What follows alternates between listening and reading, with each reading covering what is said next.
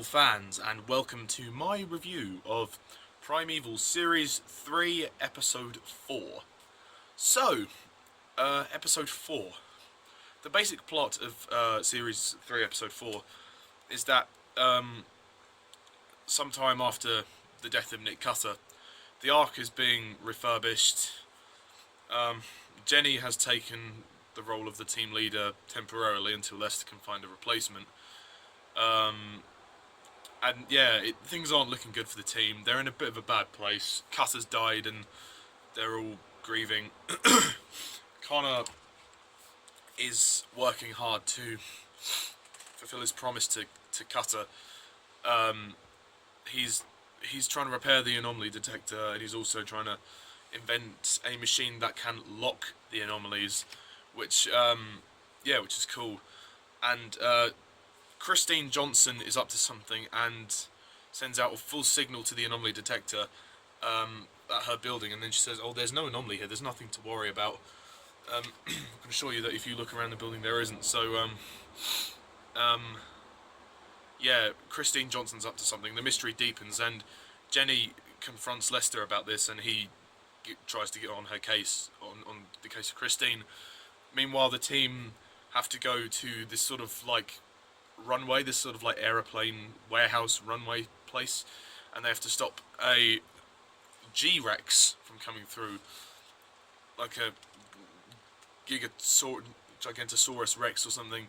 It's faster, deadlier, and stronger than a T-Rex. And meanwhile, Danny Quinn comes back and just sort of joins in, just sort of helps them out really.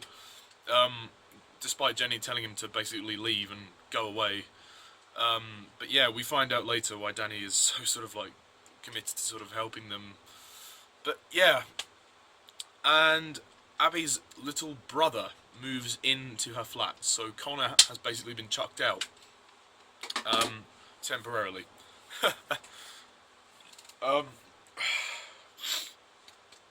Sorry, excuse me. So that's pretty much it. That's the basic plot for the episode, and I can honestly say this one is really good. I really like it. It is a bit odd, obviously, because it's only episode 4 out of 10, and, you know, it's a bit weird. It is really weird not having Nick Cutter for a whole episode. This is the first time... Sorry about that. It is really weird not having Nick Cutter for the whole episode. Yeah, because he died in the previous one. So, it does feel very weird, this episode, in that sense. But, I really like Connor in this episode. Connor is really good. His determination is brilliant. And, him trying to fulfill Cutter's pledge and promise is brilliant. And when they have the dialogue at the beginning, when Nick dies, of when Nick died, and it was like, this matters, I don't know why, but it does. And he's like, it's on you now. So, Connor's feeling the pressure of trying to continue Cutter's work. So, yeah, almost like kind of a father-son thing. Jenny is struggling emotionally as well, and she has been put in charge of the team temporarily, so there's that sense of tension. It's like, I don't know what to do, because I don't have all the answers like Nick did. So, yeah, Jenny's feeling the pressure. Everybody's feeling the pressure in this. Without Cutter, the team really, really suffers. I mean, yeah, the team would just suffer without Cutter, and they do. Quite frankly, they do. I mean, I like this overwhelming sort of sense of tension throughout the episode. Also, the two journalists come back, and they want their story, they want their scope, and the dialogue between them and Jenny is really good. And she's like, you know, I can change this in one phone call. So don't you dare come near here again. Like, I can't remember exactly what they said, but there was some great dialogue there, and that's the great tension that I love, is that you got the team trying to stop the creature while the journalists are trying to get, and the camera crews are trying to get close to the creature. So yeah, it's getting quite tense, because like the press are starting to come in, and I love that line when Jenny says, "What the hell do you think you're doing?" And then the woman says to her, "Haven't you ever heard of freedom of the press?" Yeah, so that was quite good. And also when see the little baby G-Rex come through, and then the big one comes through as well, through the gigantic anomaly. You know, this episode has a great sense of scope as well, and that chase on the runway is brilliant. It's really really intense. This episode is really intense. I love the anomaly knock, locking mechanism device. That was good, and the moment when Connor finally gets it to work, and then they play Cretaceous Sea. That's lovely. That's a lovely moment. And then Abby comes in and she's like, "Brilliant. I never would have doubted you for a second." So like they have that nice moment there. Yeah, you can tell that Connor and Abby are really starting to like each other, but they can't express it. It's all a bit confusing for them. Obviously, after because Cutter's just died, so nothing was really ever going to be the same again, was it? So, um, and yeah, so the characters, yeah, like I said, Connor's really good here. Jenny's really good. I like Lucy Brown. She really takes control in this, like as team leader. Um, I feel though that the main problems are yet again they wasted Sarah. Sarah is wasted throughout this series. I mean, the first half of the series, apart from episode 1, Sarah is wasted. She does nothing. And then Abby is also wasted in this episode. Abby doesn't come in till like towards the end. She's in the beginning a little bit, but then she's gone off for a little bit, and then she comes back. So yeah, Captain Becker's better in this episode. Becker's good. You know, he's really assertive. He's really, you know, getting down to the point. I like the mystery behind Christine Johnson as well. That's still unraveling, and at the end, I didn't really get the ending though with the anomaly. Like, I didn't know how that was there, but I suppose that will all be explained in the later episodes of the series. Oh yeah, of course. How could I forget? Danny Quinn. Danny Quinn is back.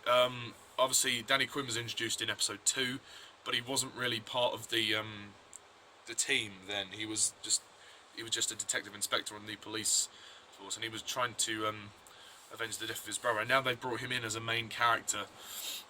Hence why in the title sequence you have his name and his face in the title sequence. Jason Flemyng does a great job. Danny Quinn, I like him. He's a good character. In this episode, he's basically just there, and he just tags along with them. Obviously, later on in the series, he becomes more relevant. He becomes the new team leader.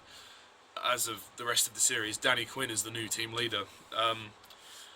Yeah, but for this episode, he's quite good. I mean, he basically acts upon impulse, whereas Cutter was reasonable. He was resourceful. He had the knowledge about the anomalies and the creatures. Danny Quinn doesn't have any of that. He doesn't have the knowledge about the creatures or the anomalies. He's basically playing catch up with the team, but he's very sort of like take charge, acts on impulse, doesn't really think necessarily about what he's doing. He just kind of like lets it happen. And yeah, Danny Quinn's a good character though.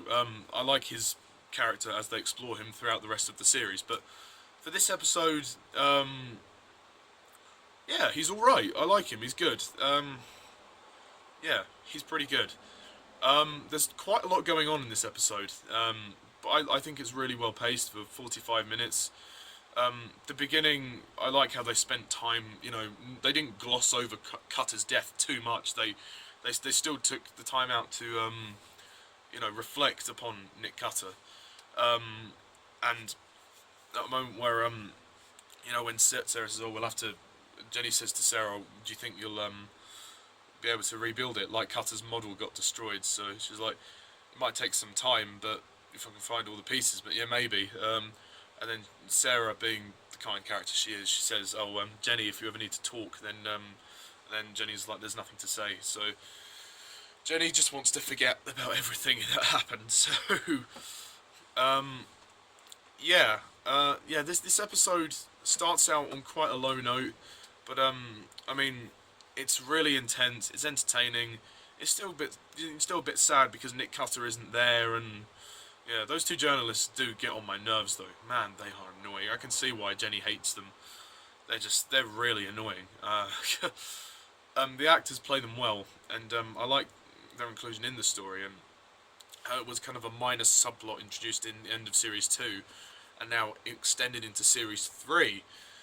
Yeah, and now, and at the end, obviously, they go through the anomaly and they get eaten by the G-Rex, which is really cool. The CGI and visual effects for this, brilliant. Some of the best for the show yet.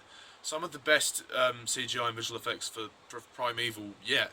It looks like the budget has been well spent on this episode entirely, and the G-Rex looks awesome. And it's almost like a Hollywood, like a film, you know. It's like a Hollywood film, and it's really like intense. The action is really cool. I like when Danny's flying the helicopter into the through the anomaly, and then he comes out, and then Jenny's like, "What did you do with the helicopter?" And then he was like, "Oh, I'll go back and get it, shall I?" after the anomaly gets locked. Yeah. No, this is a really good episode. I think it's a really fun, entertaining ride. It's a little bit weird watching it straight away after episode 3, because obviously of Cutter's death. So yeah, it's a bit odd, but once you get past that, there is a great amount of thrills and spills with this episode, and the character moments, be it kind of quite isolated, are really good. I mean, I don't get the point of Abby's brother. I don't understand why he's introduced. His name's Jack. He's in some of the other episodes as well, so yeah. Yeah, and Sid and Nancy make a cameo appearance. Yay, at the end. So like Connor is basically being chucked out of the flat because Jack's there, and yeah, we'll see how that unravels as the series goes on. But as for episode 4, it's great. It's a fantastic episode. Like I said, it might have grabbed a 10 actually if some of the characters weren't wasted. But I'm gonna grab it. I'm gonna give it a 9.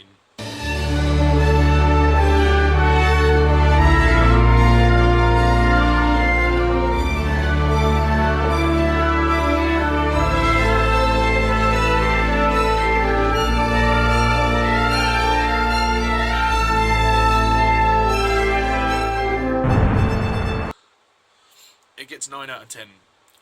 And I like the way that Danny Quinn comes into the episode as well, and he just kind of leaves without like when they're not looking, and he just goes on his bike. Yeah, but yeah, no, episode 4 is really good, so I would recommend it. So yeah, tune in next time when we arrive at the halfway point of series 3, episode 5. So yeah, that's all for now. So thank you all for watching, and I'm Mr. TARDIS11. See ya.